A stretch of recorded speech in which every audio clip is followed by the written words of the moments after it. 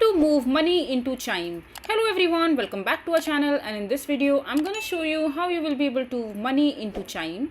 So first of all you have to do is just simply open the Chime's official website, or you can also use the Chime's mobile application in your device, and after that just simply log into your account using your credentials.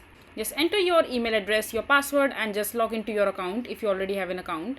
And now in order to move money or transfer the money into your Chime account, all you have to do is, so whether you are new to Chime or you haven't had the chance to fully explore the app, you might be wondering how to deposit the money into Chime.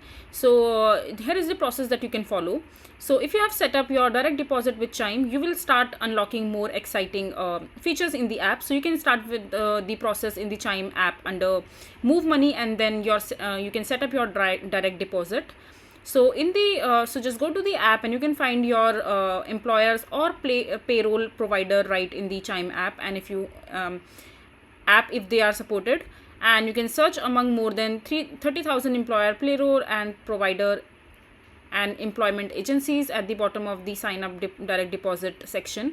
And you can also tap on find employer, then just sign up through your employers or benefit portals, and just log directly into your payroll provider portal or government portal to update your payment method. And then just simply enter your Chime account information into the portal and choose the amount of your paycheck you would like to deposit, and then confirm with your human resource department and your payroll provider, or you can also contact your manager that the change has been implemented.